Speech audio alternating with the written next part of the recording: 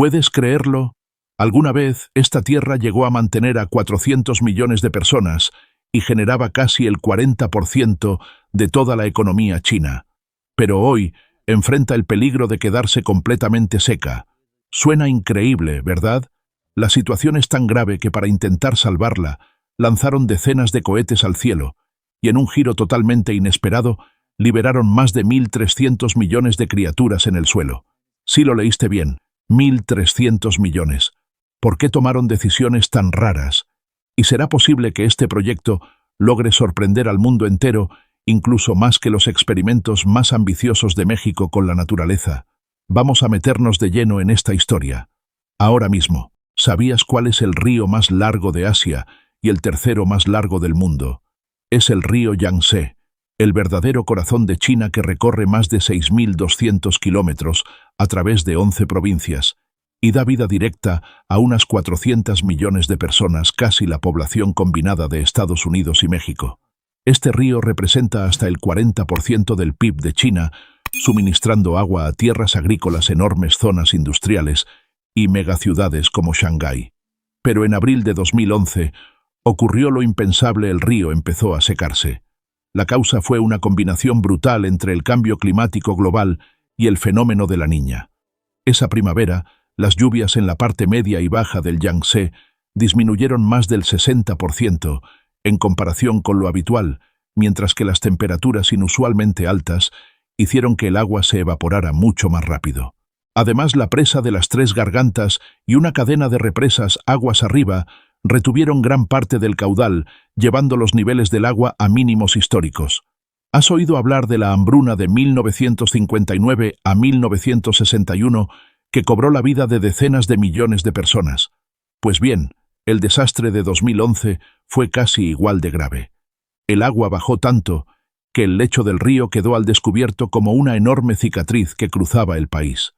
Más de 1.300 lagos conectados fueron declarados muertos, incapaces de retener agua suficiente para riego o consumo. 34 millones de personas y 5 millones de animales de granja enfrentaron una sed extrema, y los daños económicos se estimaron en más de 2.300 millones de dólares en solo unos meses. La parte media y baja del Yangtze se redujo a niveles nunca antes vistos. En algunos lugares, el agua apenas llegaba a la altura de las rodillas, y los barcos de carga quedaron varados sobre el barro agrietado. En el lago Xiu, que solía tener unos 10 metros de profundidad, el suelo se abrió con grietas de hasta 10 centímetros, cubierto de caracoles muertos y plantas acuáticas secas. El viento levantaba polvo caliente que quemaba la piel de las personas. Y no solo los humanos sufrieron, más de 1.000 especies acuáticas fueron devastadas. Entre ellas, más de 370 especies de peces, 220 especies del fondo del río y cientos de plantas acuáticas perdieron sus lugares de reproducción.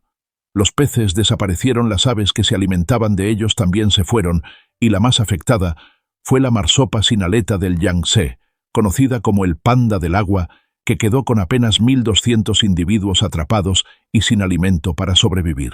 El gobierno chino tuvo que actuar de emergencia. ¿Puedes creer que lanzaron decenas de cohetes al cielo solo para provocar lluvia? A eso se le llama siembra de nubes, y realizaron 36 operaciones en cuestión de semanas, inyectando yoduro de plata en el cielo agrietado con la esperanza de forzar la formación de lluvia. En algunos lugares sí llovió unos 5 centímetros en pocas horas, pero fue demasiado poco y demasiado tarde.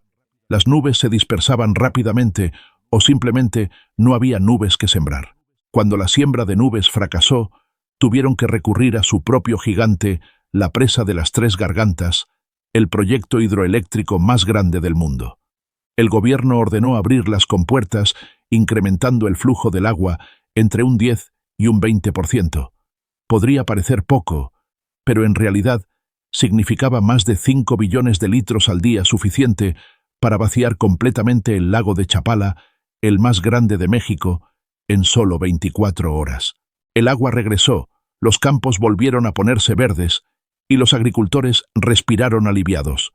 Pero no hay que olvidar que abrir demasiado la presa puede provocar inundaciones y destruir las zonas río abajo.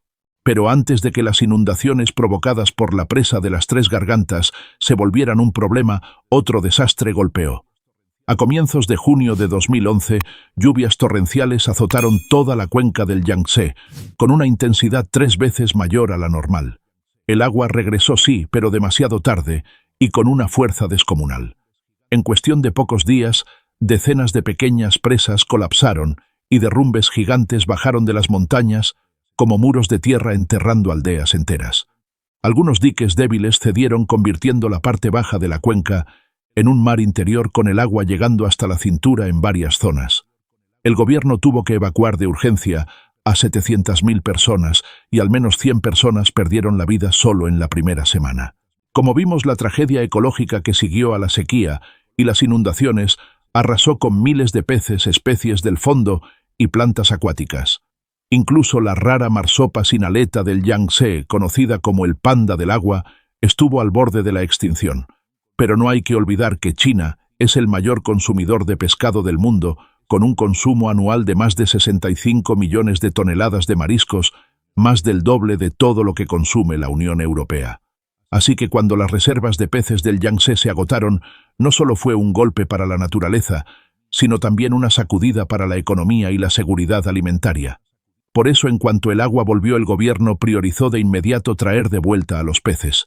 El Ministerio de Agricultura, junto con 5 provincias de la zona media y baja del Yangtze, Jiangxi, Hubei, Hunan, Anhui y Jiangsu, lanzó la campaña de repoblación de peces más grande de la historia. Las cifras son impresionantes. 1.300 millones de crías de peces fueron liberadas solo en 2011. Para que te hagas una idea, es como si toda la población de India se convirtiera en peces.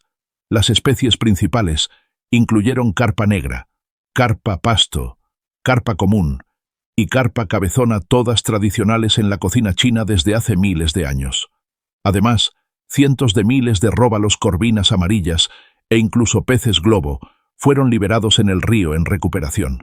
También se plantaron más de 9.000 hectáreas de plantas acuáticas y se liberaron 21 millones de moluscos para filtrar el agua y aumentar el oxígeno, creando así un enorme sistema vivo de filtración.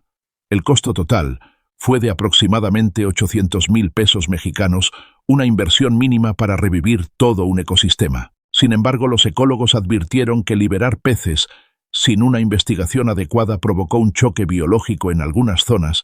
La densidad de peces era de 5 a 7 veces superior a la capacidad natural, lo que redujo drásticamente el oxígeno y sofocó a las especies nativas.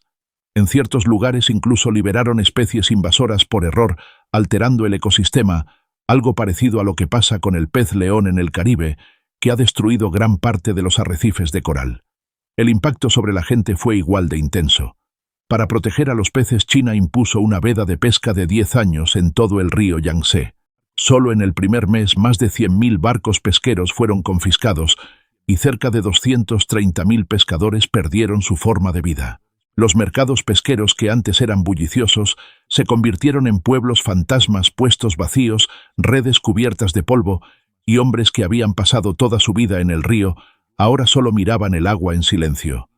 Aunque el gobierno anunció un paquete de apoyo de 13.000 millones de yuanes, unos 42.000 millones de pesos mexicanos, muchos pescadores admitieron que el dinero solo alcanzaría para unos cuantos meses. Aún así, con el tiempo, las liberaciones de peces comenzaron a ser aceptadas por la población como un ritual anual.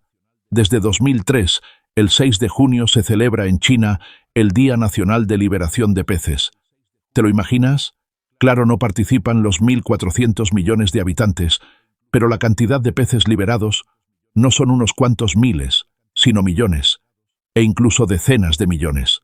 Por ejemplo, en 2023, solo en el parque de la ciudad de Yichang, se liberaron 850.000 peces raros, incluyendo al esturión de Dabri, una especie que se encuentra bajo la máxima protección ambiental de China. Después de estos coloridos festivales de liberación de peces, China comprendió que solo soltar peces no bastaba para salvar a las especies al borde de la extinción, especialmente al esturión chino, un fósil viviente que ha nadado en el Yangtze durante millones de años. Puede alcanzar 4 metros de largo y pesar más de 500 kilos, por lo que confiar solo en la suerte sería condenarlo a desaparecer. Así que se construyeron centros de cría y reintroducción que funcionan tanto como laboratorios biológicos como puentes de regreso a la naturaleza. El proceso de conservación es estrictamente controlado. Los peces progenitores salvajes son cuidadosamente seleccionados para mantener genes saludables. Las crías recién nacidas viven primero en tanques cerrados con agua de pozo estable, donde cada parámetro, temperatura, pH, minerales, se monitorea constantemente. A medida que crecen y se fortalecen, se trasladan a estanques abiertos, donde aprenden a nadar contra la corriente, cazar y escapar de depredadores. La fase final ocurre en un estanque de adaptación alimentado con agua directamente del Yangtze, combinado con sistemas de oxígeno y sensores de comportamiento para ayudarlos a acostumbrarse antes de ser liberados en su hábitat natural. Y para prevenir un colapso total del ecosistema, China también construyó una especie de arca de Noé genética administrada por el Centro de Conservación del Esturión y el Grupo de las Tres Gargantas. Allí se almacenan tejidos, huevos, ADN y embriones de peces en nitrógeno líquido a 196 de unos 321 de graves, funcionando como una especie de Svalbard del océano. Si todo lo que existe afuera llegara a desaparecer, este banco genético sería la llave final para la resurrección del esturión chino. Pero la cría de esturiones y el almacenamiento genético son solo soluciones temporales. La gran pregunta sigue siendo: ¿cómo se salva un río de más de 6.200 kilómetros que pierde vida cada día? El Yangtze no solo necesita más peces, sino una cirugía completa para un ecosistema que está en estado de alerta roja. ¿Sabías que las capturas de peces en el río más largo de Asia alcanzaron las 430.000 toneladas en 1954, pero para 2011 habían caído a menos de 100.000 toneladas? Eso significa una pérdida de más del 75% en solo 6 décadas. Algunas especies emblemáticas, como el pez espátula dorado chino, casi desaparecieron de las redes de los pescadores. Y lo peor, para 2019 no se registraron nacimientos naturales de esturión chino, esturión blanco, ni delfín del Yangtze. El pez espátula chino, una especie milenaria, fue oficialmente declarado extinto. Ante esta realidad, Pekín tomó una decisión impactante: decretó una veda de pesca de 10 años en todo el Yangtze y sus principales afluentes a partir de 2020. Se trata de una de las prohibiciones más estrictas del mundo, incluso más severa que las medidas adoptadas en Estados Unidos o Europa para proteger el salmón o el bacalao. La primera fase cubrió 332 zonas protegidas y en menos de un año se amplió a todo el cauce principal del río y sus ramificaciones mayores.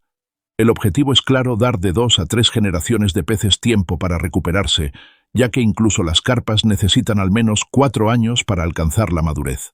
Pero imagina hacer cumplir esta ley solo en el primer mes.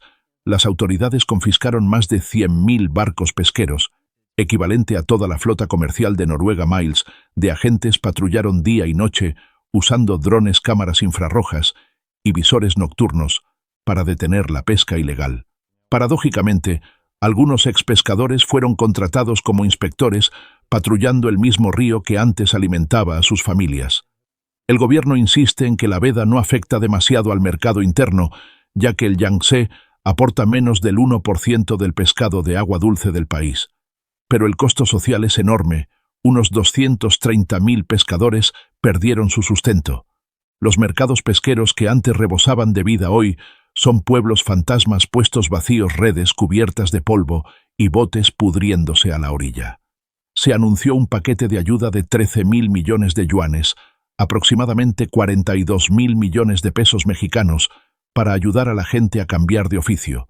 Pero muchas familias admiten con tristeza: ese dinero dura unos meses, pero nosotros perdimos toda una vida. ¿Qué opinas del precio que cientos de miles de familias han tenido que pagar para salvar este río vital? Cuéntanos tu opinión aquí abajo. Nos encantará leerte, y no olvides darle like y suscribirte al canal para disfrutar de más historias impactantes sobre el medio ambiente y los grandes desafíos que enfrenta nuestro planeta.